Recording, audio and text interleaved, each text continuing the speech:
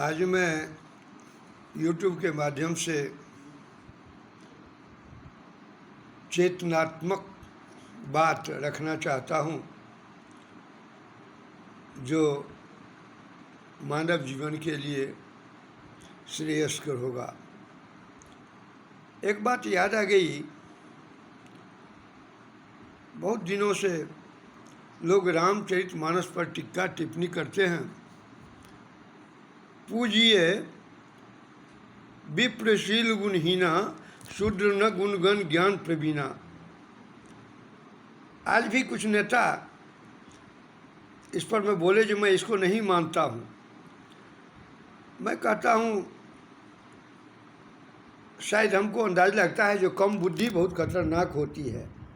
वो लोग संत को अपने तो क्रियाहीन हैं ही और एक संत की वाणी को कहते हम नहीं मानते हैं। अपने ऊपर में अभिशाप ले रहे हैं वो लोग, क्योंकि विप्र की बहुत व्यापक परिभाषा है। विप्र के अंदर में मंत्र होती है। विप्र की परिभाषा भी तुलसीदास जी दिए हैं, जो सापत तारत परुष कहंता, विप्र पूजियस गावहीं संता। जिनके पास में साप देने की शक्ति, साप से मुक्ति देने की शक्ति और कठोर वचन बोलते हैं। कठोर वचन तो सत्य होता है, सत्य वचन बोलते हैं। उस विप्र के अंदर में वैसे विप्र की पूजा होनी चाहिए, क्योंकि शील गुण जो हैं वो विप्र के दास हैं। विप्र जैसा उनको कहते हैं वैसा वो करते हैं। और शूद्र न गुणगण ज्ञान प्रवीणा।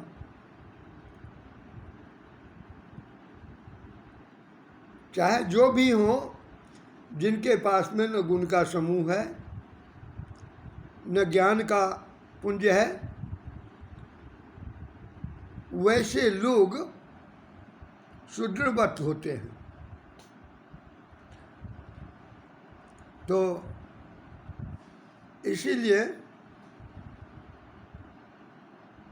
पूजिए विप्र शील गुणहीना। विप्र से शील गुण हीन होते हैं।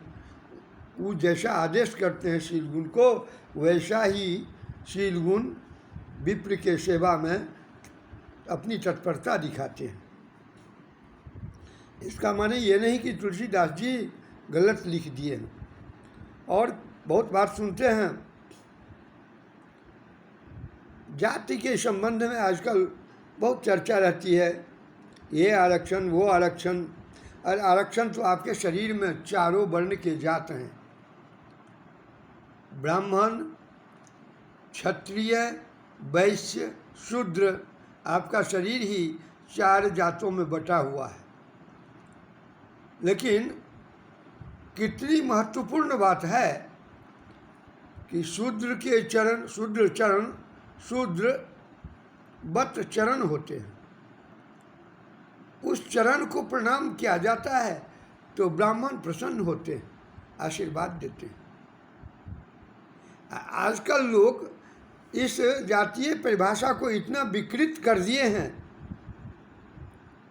समाज को लड़ा दिए हैं। ये वोटों की संख्या पाने के लिए लड़ा देते हैं। यही तो अल्प नॉलेज हुआ, अल्प ज्ञान हुआ। नेता शब्द का अर्थ ही होता है जो नीति का संपादन करे। अब कहिए नीति क्या चीज़ है, तो नो इति ही, जिसकी कभी समाप्ति नहीं हो। अर्थात अच्छे बात की कभी समाप्ति नहीं होती है,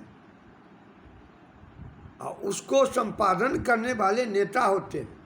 तो आज तो नेता लोग निम्न कोटि की बात करते हैं, कभी भी समाज की भलाई की बात नहीं सोचते हैं। और भलाई की बात यदि सोचते भी हैं तो उसमें अपना शेयर, अपना मुनाफा, अपनी विशिष्ट पहचान, अपनी प्रतिष्ठा हासिल करना चाहते हैं, इसीलिए जनता की भलाई नहीं होती है।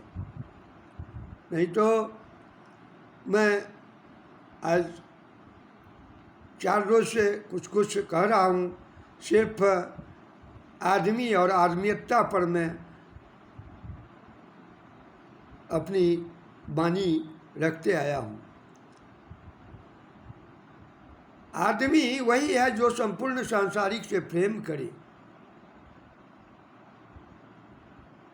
तो आदमियता पर प्रश्न नहीं आने दीजिए। आदमियता पर प्रश्न चिन्ह लग जाता है यदि इस तरह के कम ज्ञान से और अच्छे संत की अवमानना करते हैं।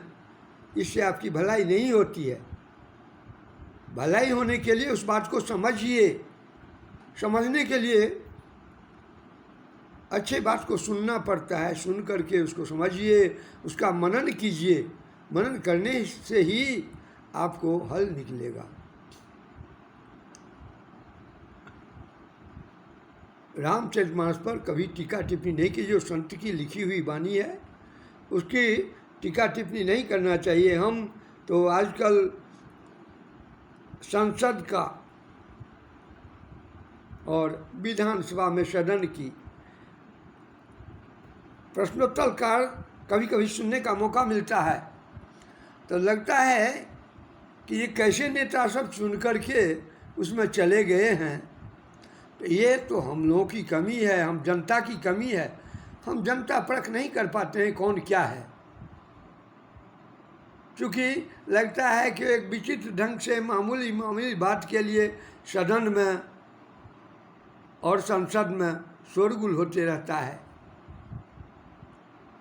कभी रचनात्मक बात बहुत कम होती है। और आज मैं इसी के साथ अपने वाणी को विराम देता हूँ। जय जय सीताराम।